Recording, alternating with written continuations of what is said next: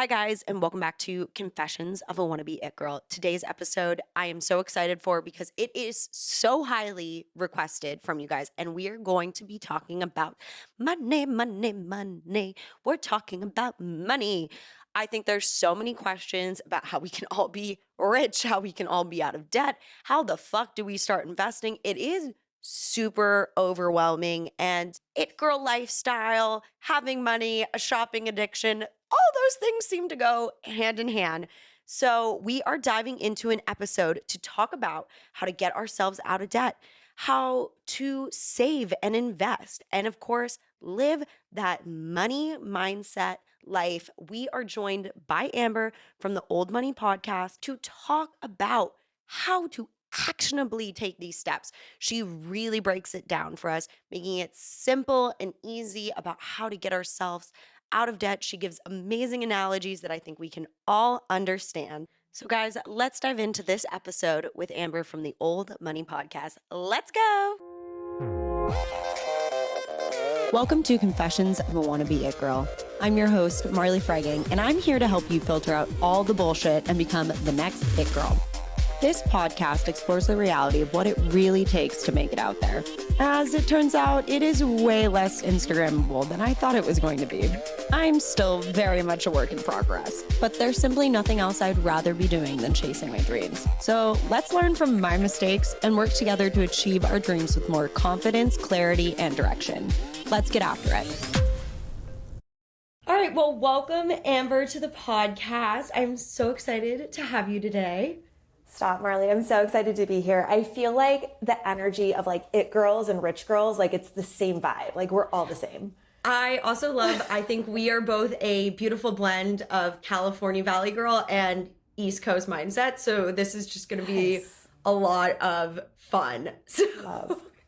So Amber, you know, for you, money isn't just about the actual money. It's about the mindset. Hence, the podcast name, Old Money, which helps you live and feel that old money lifestyle. So I'm just so excited to dive in.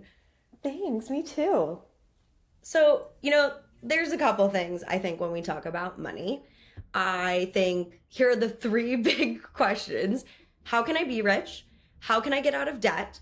And where in the world do I learn how to start investing? So we're going to start with debt because I think that's step one. 100%. Okay, yeah. Great. Absolutely. So how do we get out of debt? It's such an important question. I mean, I've been in debt. All of us have been in debt probably at one point or the other. And you can't start building real wealth until you're out of debt. Like if you are paying your money to borrow money, like that's not rich, right? So getting out of debt is really overwhelming. I think a lot of people have a lot of emotional baggage that comes with that too. I know I felt a lot of shame and embarrassment about being in debt. And, you know, at one point I was like 5 figures in debt and I didn't want to tell anybody. I was so like embarrassed, but we're legit all in debt, right? It's expensive to live. And when I think about debt, there's a couple of different things. There's number one, you either have a savings problem or a spending problem. But with the spending problem, it's kind of like, okay, we're living in an expensive society problem. So like, how do we manage that? So the reason I say we have a savings problem to start with is because if you are in debt because you had an emergency that you couldn't cover, or you know something happened where you needed to use a credit card in order to cover something, that means you didn't have an emergency fund in place to be able to take care of that. So that's issue number one. Issue number two is going to be you have a spending problem, and that's what I had, right? Like, I think Sephora is going to solve all my problems. Like, here I go every time, right? And then it's $200 there, $300 there. And then on top of that, you're paying interest in order to borrow the money to spend to make yourself feel better. So the spending problem is not necessarily just like you're weak or you have an issue with shopping. It's like what's going on underneath that emotional layer. So that's what I really like to dive into, especially on the podcast and with my therapist, because you know what's driving us to spend. It's like I wasn't feeling enough. I was feeling, you know, like I needed to buy a new outfit every time I went out because what I had wasn't good enough, like all these internal pressures. And then of course, you know, as I mentioned, it's expensive to exist. And so how do we cope with that? Like the world is changing. So our expectations of, you know, how we're going to live is going to change. I mean, this is happening on a cultural scale. So You know, when I was getting out of debt, I did some pretty drastic things. Some of them are kind of weird, I'll tell you. We love weird. Okay. We welcome weird. Okay, here's the weirdest thing, Marley. When I was like really having a spending problem, I put my credit cards into a plastic baggie, filled it with water, and stuck it in the freezer. I legit froze my credit cards, okay, in a block of ice.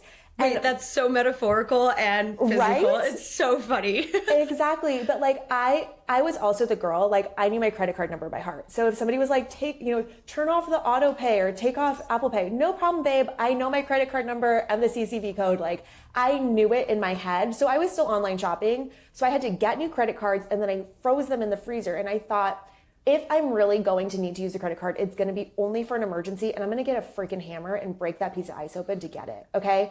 I had to create like stop and like barriers for myself. So that was one thing. The other thing was I got a roommate, and I'm an only child. It was so painful for me. Are you really? Okay. Yeah. We are the same person. Yeah. I'm loving the vibe. Yeah. Getting a roommate was so painful for me, honestly, but I had to do it in order to make drastic changes in what my expenses were.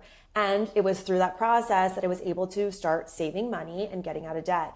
And then I started my business. I started freelancing. I started offering massive value. So I was going through all of this. I was working through it in therapy. And then I also, for the first time, started to actually make what I think budget is like a really icky word. I hate the word budget. So I like to call it a money map. Like I started following my money map of where I'm going to put all of my money. Everything that I earn, I get to own where it goes. So I'm going to map it out and be super specific.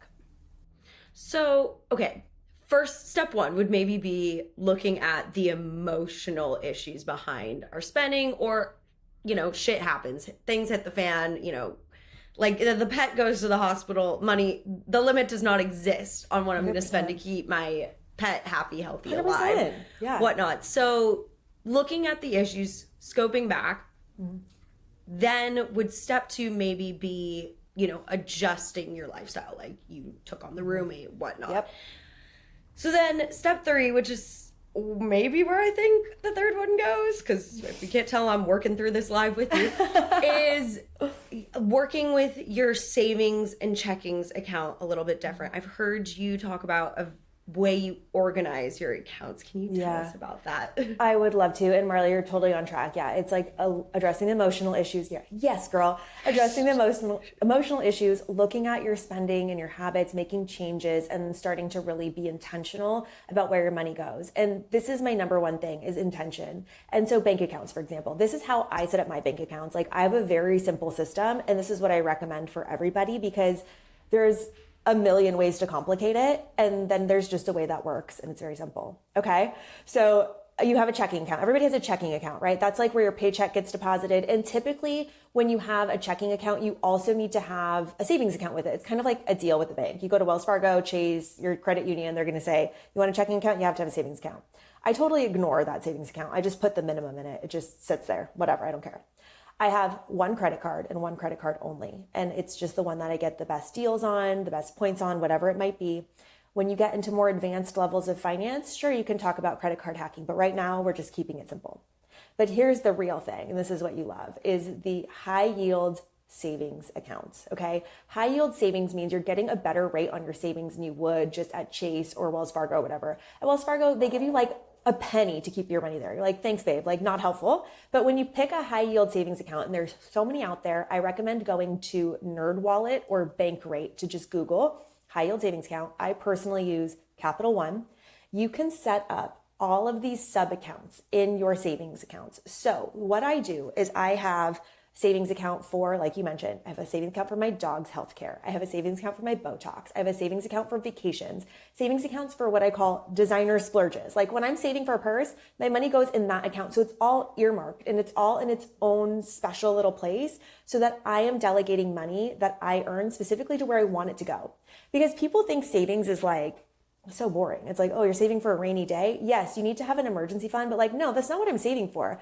I'm saving so I can live my best life and put my money intentionally where I want it to go, where I want to spend it. I love this idea, because are you familiar with those TikTok videos of usually the woman having that binder and they're like stashing cash in each envelope? Yes. It's the virtual, real Yes. not that that's not real, but more like adult, easy to move money version of that to me is like we're putting it in each folder. And Yeah, so while you're putting, if you're in debt, should we start making these earmark folders or should we wait till we're out absolutely. of debt? Okay, so Yeah, start them. 100%. And I think the thing is like it's psychological. Like again, I we're human beings. We're not these machines that are just like zeros and ones, right? Like there's a lot of emotion with money. There's a lot of feelings with money. If you don't have money, if you feel like you're putting every last penny into just paying off your debt, like what a sad existence. Like that is not what an old money life is. An old money life is living well,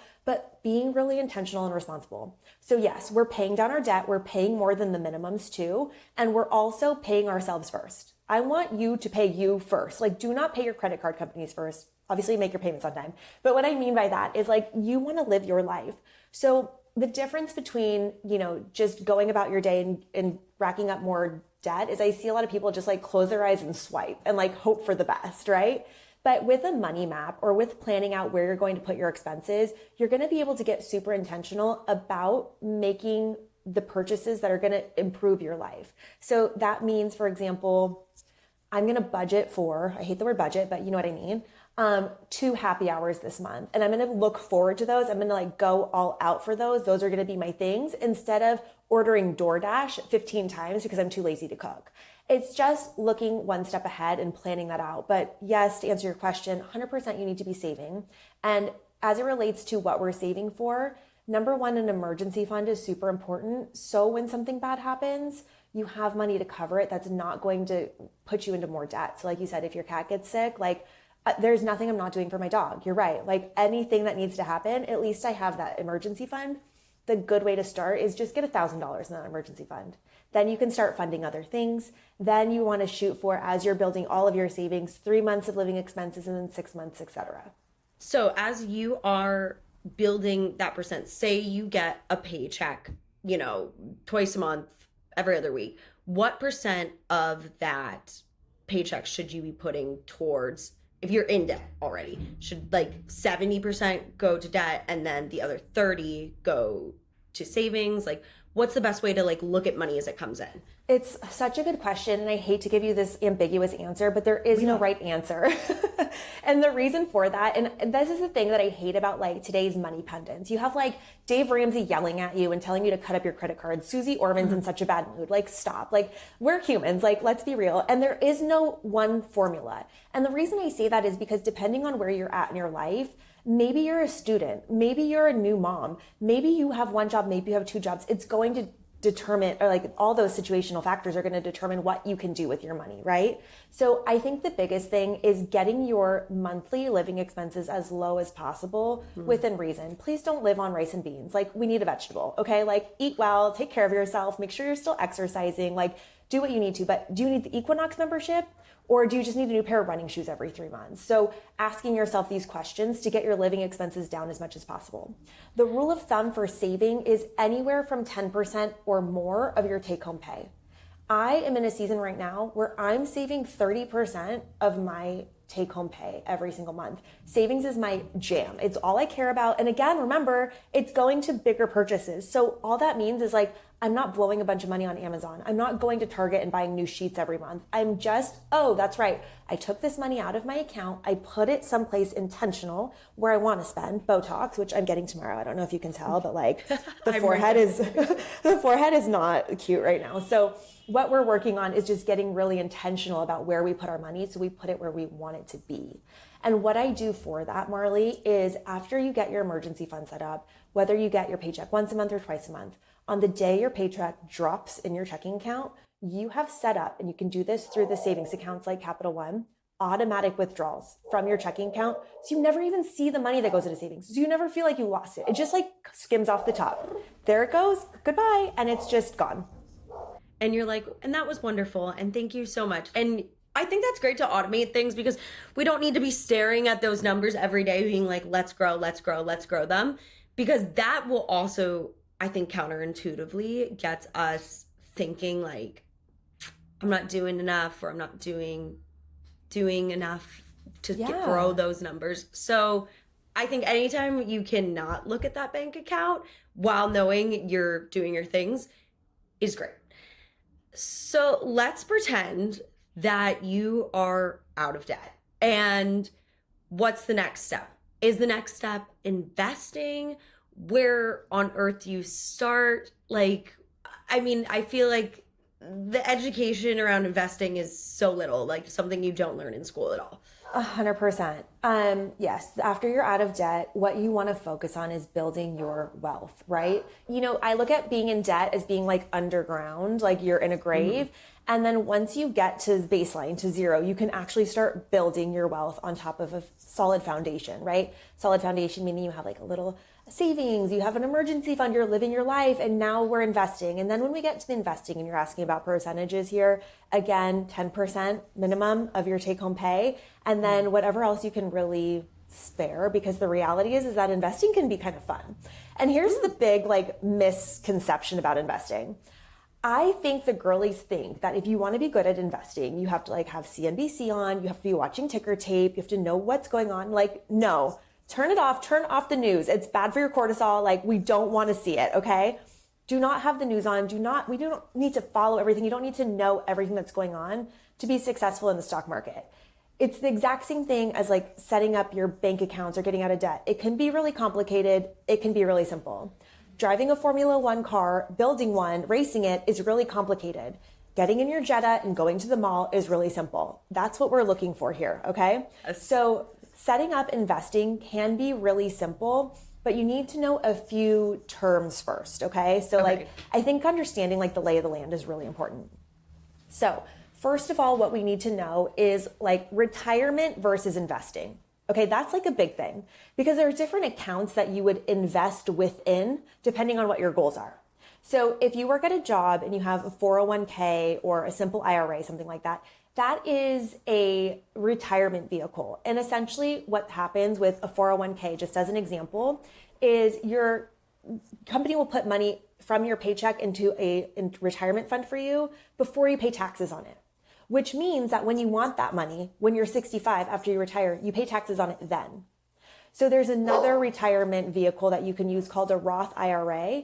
And a Roth IRA, and these all have different, you need to look up all the different limits, like to make sure you're within the income limits, and there's only so much you can invest per year. But as it relates to a Roth IRA, you can invest money post-tax. So after you get your paycheck, you get some money, right? You've already paid taxes on it. Then you put that into a Roth IRA. You can invest in that. And then that grows tax-free. So you never pay taxes on it again. So when you retire, you have this big pot of money, which is totally like ready for you to withdraw from, and you don't have to pay taxes on it again. So we love that. And then on top of that, that's retirement side. And then there's just like a brokerage account, which is just buying some stocks, buying some funds. And managing a brokerage account is just kind of like your fun money, your general thing. It's not for investing for retirement. It's just for investing. So that's the first thing. So, okay, let's talk about this like fun money investing. I feel like that is Ross, we should all be doing.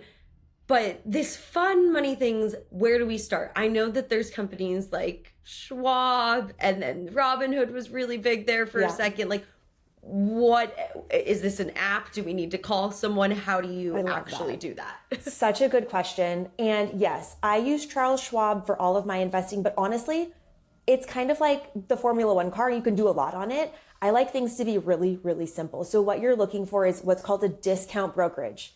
Fidelity, Vanguard. Vanguard is another one that I use. They're super simple. Their website interface looks like it's from 1998, and you're like, good, this is secure. Like, okay, I love it. Good. And the reason why we like that is because simple is better.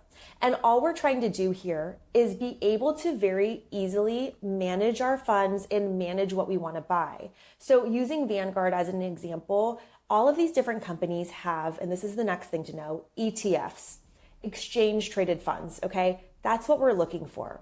Warren Buffett is a master of playing the long game.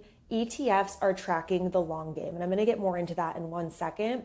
But the reality is this Robinhood, like thinking you're going to buy GameStop, become a millionaire, trade Bitcoin. All of these things are very volatile. And that's just tracking one company at a time. It's crazy. It's gambling. It's honestly gambling. I would never advise anybody to do that. And that's for people that are watching CNBC, tracking Reddit, trying to play the game. But you can become very wealthy without ever like buying an option or a call. I don't even know what that is. Okay. We don't need to know that at this point. That's for level 103 class. But as it relates to just investing simply, looking at things like ETFs, exchange traded funds, is going to be the key. And the reason it's the key is because an exchange traded fund will track a big selection of stocks for you with a computer. It's an algorithm. It's like your TikTok algorithm. So you're not paying somebody to make decisions for you, because I'm sorry, the finance bro you went to college with is not going to make better decisions for you than a computer, okay? It's just tracking things on an index.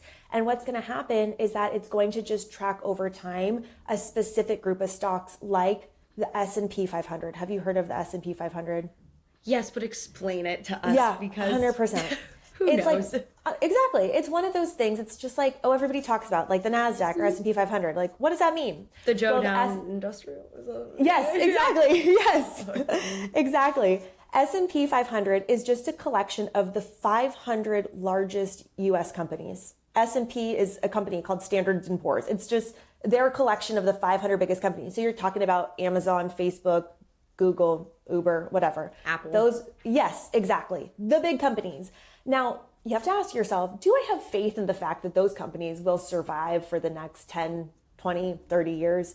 And the other nice thing about the S&P 500 is as companies don't do very well and they fall off, they remove them from the top 500 list and they replace them. So Facebook didn't exist on the S&P 500 30 years ago, but it's a monolith now. So they put it in there and they took out somebody like, I don't know, Kodak or something that's not relevant anymore. So they automatically adjust this for you. And over the course of time, since its inception in the late 50s, the S&P 500 has produced a return on average of 10.26% per year. So if you trust in the fact that America will continue to do well in business and you trust that things will continue to go on as they have, you can probably look at historical data and expect, and this is not investing advice, I'm just saying, if you were looking to where to invest, okay, the S&P 500 has done pretty good. I think it's going to do pretty well in the future. All you need to focus on is buying an ETF that tracks the S&P 500. How do you find that? Good friend Google, S&P 500 ETF, and it will give you like 15 different options. Within Vanguard, for example, Vanguard has a bunch of these ETFs that all start with a V for Vanguard. So it'll be like VTI, VOO, VT, all these different ones. And they just have like different collections of stocks in them. And if you just are looking for a really easy way to start, that's going to be the place, an ETF. You don't have to be managing all of these different companies. You don't have to be reading their reports. You're not watching them earnings. Because for me, an old money lifestyle is one where I don't have to be managing my money every 5 minutes. I have my systems set up and they work in the background of my life to continue to grow my wealth. I maintain them. I'm responsible for them, but I'm not like super stressed about it. Right. And well, okay, this is kind of what I have heard, and we'll see how accurate it is. But when we talk about like going into this play investing and count, I think it makes sense to invest in what you know and what you understand. So for instance, I watch a lot of TV. I know which streaming platform is doing the best right now. Yeah. So like, I could be looking at Disney, well, just because Disney is a huge company, and I'll be like, oh, I want to buy stocks in Disney because I understand how well or not well Disney is doing. And it's something I'm naturally already tapped into. When you go on these play accounts, and I know you're saying we don't have to look at all these like crazy things, we're just looking at our ETFs, but is there anything else that we need to know how to read before, clicking purchase? Yeah, absolutely. You're going to want to look at the charts and the trending over time, and then also obviously all of the news about the company. But think of it this way. So I love TV too. I'm a reality TV junkie. Okay. Oh, so we could digress. Literally. Okay. Like I am a PhD in Real Housewives. Like I know it all. I love my Real Housewives of Miami. I love Real Housewives of New York, but like I'm not going to buy stock in Summer House. I don't really understand Southern hospitality. Like I don't get those. So when you're looking at individual shows, those are like individual stocks. But buying an ETF is like buying stock in Bravo, where you get everything on the network and you can kind of understand that it's all going to average out. And Andy Cohen's going to make good decisions and he's going to retire the shows that don't do well. You know what I mean? So when you look at something globally like that, it really does give you a little bit more of assurances that things are going to trend upwards because they're being managed in the right way. Whereas there can be, a black swan event. Like Disney's a great example. I actually have like a majority of my personal holdings in Disney, just randomly, because when I was a kid, I was like, Little Mermaid, let's get that, right? And when we're talking about Disney, they're going through hellish times right now because of all of this, recharacterization of the characters and the stories and people's backlash and Bob Iger's in there. And like, I can't keep up. I just can't. I've got my own business to run. So for me, kind of looking at things globally and finding packages of stocks that I can buy at one time is easier for me to keep my cortisol low. Absolutely. I love how we're calling like it's the Bravo network versus the individual shows. And I think that's a really easy way we can grasp on to it. When having these stocks or these ETFs, is there a penalty if we, sell them quickly? We buy them and then we turn them back in a year. Like, I mean, I do think it should be a little bit like buy, forget about it for a little bit and come back and see how it's doing. But yeah, I just want to get your feelings on investing long term. So my feelings on investing long term is it's all I do. That's all I do. I am not buying stocks to sell them quickly personally. When you buy a stock, or when you sell a stock rather, you're going to have to pay taxes on anything that was gained through the growth of that stock. And you also have to pay a small like management or transaction fee. Now, that's one of the reasons why I like companies like Fidelity and Vanguard. Those fees are minimal. If you start working with a broker, you are now in a they're stealing all your money, literally just for like pushing a couple buttons for you. So I'm not a fan of that. That's why I like a low cost discount broker. When we're talking about buying and selling, now we're talking about day trading. And here's something else. This is another really important, just kind of factoid about stock market investing. You're never going to time the market, ever. You're never going to be able to buy at the highest buy at the lowest and sell at the highest. That's just not going to happen because things are so volatile. So what we like to look at is dollar cost averaging. So essentially, if you are setting yourself up to invest, this should be a long game, in my opinion, for yourself. I'm talking about future me. I'm talking about coastal grandmother me. I'm talking about, my beach house me in 30 years. Dollar cost averaging essentially means that if you buy high or if you buy low, it's going to average out to somewhere in the middle. So just do the math. Like if I buy a stock at $100 one day and then next week it's $200, the dollar cost average of that is 150, which is what the middle of that road was, right? So if you're buying stocks on a regular schedule, it will eventually average out. So I'm a big fan of automating. So for me, along with my savings that just comes out of my checking every month, I automatically withdraw money that goes into my brokerage account, my fund money. And when I say fund money, that doesn't mean it's not real. It doesn't mean that you can't have losses. It doesn't mean that you're playing with it.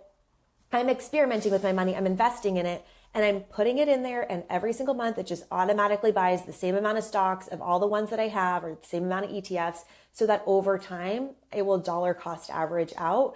And I won't be buying low. I won't be buying high. I'll just be buying in the middle. When would you give yourself the green light to start in one of these discount brokerages? When it's like you have that emergency fund and then what else? What else is your check marks before you start doing this? Honestly, have an emergency fund and be ready to start your financial life. Like, let's get real. I wasn't ready when I was in my early 20s. I was, at a bar drunk somewhere. I wasn't like paying attention to it. And when you're ready to be an adult, the sooner you can get ready, the better off you're going to be. Because if you're investing when you're in your 20s, you're going to be a multimillionaire over somebody who started investing in their late 30s. That's just factual because of compounding interest. So the earlier you get started in doing this, the better off you're going to be at the end of the game. So if you're like me and you want to just throw all your money at bad beer and lots of calories, then you can start later. And that's why I'm investing so much money now, right? Like I'm very transparent about this. I'm not trying to say I had it all figured out and I've always known what to do.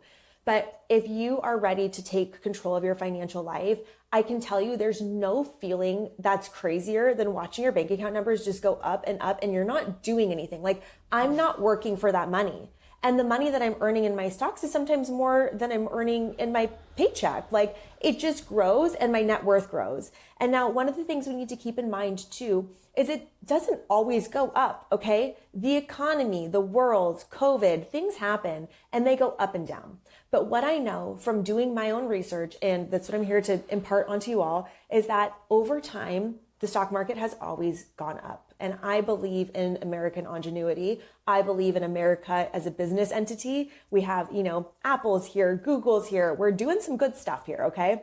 And so I feel bullish, as they say it in the stock market. I feel good about the stock market continuing to grow. Therefore, I will continue to invest. If you're ready to start very small, an ETF, Vanguard, that's a really good way to get started. Come listen to the Old Money podcast. I'll answer any questions that come in too. You just need to be tapped into it. You can put money in every single month and really kind of forget about it, but I want to make sure you're doing it the right way. Well, and I love that we're talking so much about long game, because I think, especially, I would say the 20 set has been super targeted maybe by the idea of like get rich quick with crypto or the GameStop 100%. thing.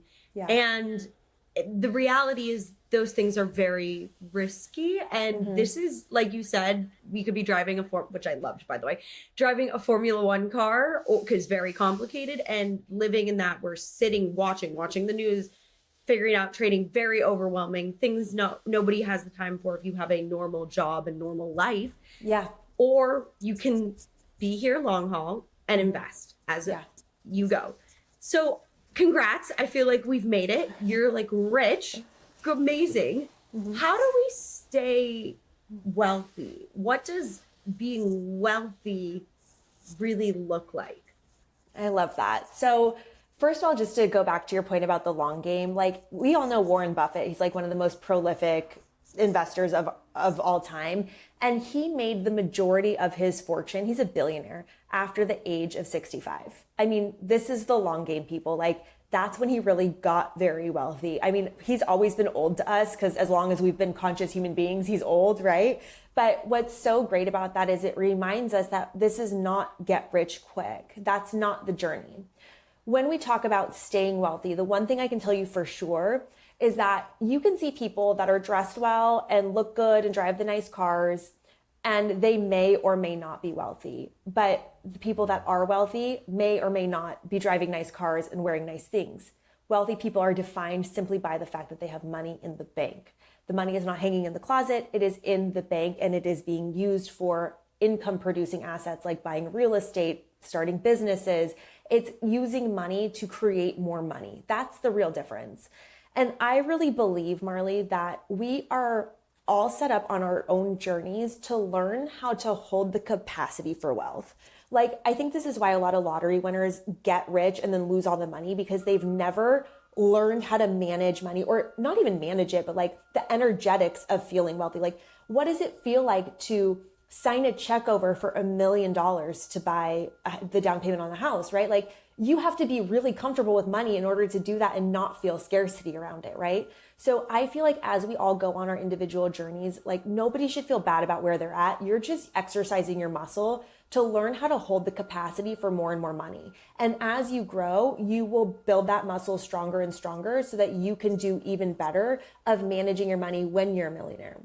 But in order to stay rich, it honestly goes back to like the things I was talking about doing when I was broke. Like, stopping yourself from spending at Sephora or like at the yacht shipyard when you're feeling sad, when you're a billionaire, right? Like the same habits apply. Or, being able to communicate what your boundaries are around spending money. I mean, think about it. When you have friends that are billionaires, and I know a lot of people that are very wealthy, and a lot of them are all keeping up with each other, keeping up with the Joneses. Like, oh, she just got a new Bulgari's Serpentine watch. I have to get the next one. Oh, she just got this new piece of jewelry from Chopard. I have to go get it. And all of this money is getting spent to like keep up with the Joneses. There's always going to be a bigger yacht at the dock. Okay. So you have to get comfortable with where you are and owning it. And for me, it's a lot of journaling. Like, what does my rich life look like? What makes me feel wealthy? How can I embody that today? Gratitude for what I have. How can I use my money to create more money? Starting businesses, investing in my business, investing in the stock market. Why do I want to carry a Birkin? Like, what does that mean for me? And getting really conscious about it. Because when you inspect these things, we kind of start unpacking like how culture is rubbed off on us or our parents or what we think we have to do. what it really comes down to is like feeling good within ourselves and finding the wealth within. I know that's so corny, but like that's how you stay wealthy. No, I think that's so real because I don't think that wealth, as much as, don't get me wrong, I love a designer bag as much as the next girl, and I'm all about it, but it doesn't always look like what we've perceived or deemed as wealthy. And, I don't know if it's between the social media aspect or whatnot. We have so much more access to assuming what people's wealth is than we used to. And really, it could be the person driving a Honda Civic from 2007 who wears the same two outfits. It could be the richest person in the room and we don't know. So I do totally agree that it has to do so much more with mental state, and the boundaries are important. I don't think people talk about, no matter how rich you are, you should have boundaries. And it really starts at the beginning. Like, even if you're working yourself out of debt. Something though I wanted to ask you, because I think maybe I'd hope that if people are faced with the choice of buying a Louis Vuitton purse or starting generational wealth, that they choose generational wealth. But, how does one, help create for their futures and people of their future when we live in this world? 100%. You're so right. It's like, especially social media, all we are bombarded with are these just like showings of like shopping at Chanel, buying this. I just saw an article that said Hermes's sales were up 18% last year. I'm like, what is going on? Like, where are people, like the amount of money you have to spend just to get a Birkin? I can't. No, and I think that's so real, because I'm not kidding you. Given, whatever. My grandmother and aunt have lived very well in the luxury space for a long time, and they would like Hermes, and I was always like, that's a grandma brand. Now I have been so inundated with it. I'm like, do I want to be working towards a Birkin? It's so real. The more we're inundated by it in media. Yes. So I completely agree. Yeah. And I think it's a really good thing to be aware of. I think a lot of people aren't aware. I don't think a lot of people are aware of that. So when you ask like, okay, it's between generational wealth and Louis Vuitton, I would say it's not an either or. I think it can be a both and. I think you can be planning for your future and also enjoying your life within reason, right? I will tell you though, I have bought a bag while in debt and I have bought a bag while not in debt. And the bag while not in debt feels so much better. Okay. Because every time you look at that bag when you're in debt, you're like, fuck, I should not have bought that. And you just feel dirty about it. Like, I've been there. Okay. So when you get to the point though, and I feel very blessed about this too. It's like, I don't want for much, like I do drive a 12-year-old Jeep Grand Cherokee right now. She still runs. She still looks good. I think the fuel pump's about to fall out. So we're supposed to get a new car in the next month or two. But like, you know what I'm saying? I'm not trying to keep up with these ideas of what people are telling me that I should have, because what that creates is golden handcuffs. So when you have golden handcuffs on, what that means is you're basically beholden to the job you don't want to be at, the relationship you don't want to be in, because you have these bills to pay. And so when you can unshackle yourself from the golden handcuffs and make each decision for yourself, knowing what you can afford, I think that's important. And the other thing to keep in mind too, there's a lot of conversation about generational wealth, and that's very much like next level of like setting up trusts and life insurance policies and all these types of things that we're going to get into on Old Money. But the reality is that I was passed down a lot of money stories and a lot of money trauma. So generational wealth could be as simple as cleaning up your own money habits and teaching your kids how to feel more successful with money. It could be breaking the generational trauma around money that you have. It could be just giving your kids more attention or time because you've decided to set up your life to work part-time or stay at home or whatever that might be that makes you feel rich. It's just in an individual basis, but there's so many more things than just a trust fund we can pass down to our kids. And that's part of the whole process. And quite frankly, like, I don't have kids yet. I have goddaughters. They're going to get all my purses. Okay. So there's generational wealth right there. I love that. Amber, you are literally the perfect wealth of knowledge to break this down for us. I love how you've made this so easy and palatable for us. I need everybody to know where they can find you. You are so sweet, Marley. Thank you. I'm on Old Money Podcast on Instagram and TikTok. You can always send me a DM, by the way. I answer all the DMs. If you have questions about money you want me to discuss on the show, send them through. I answer them all.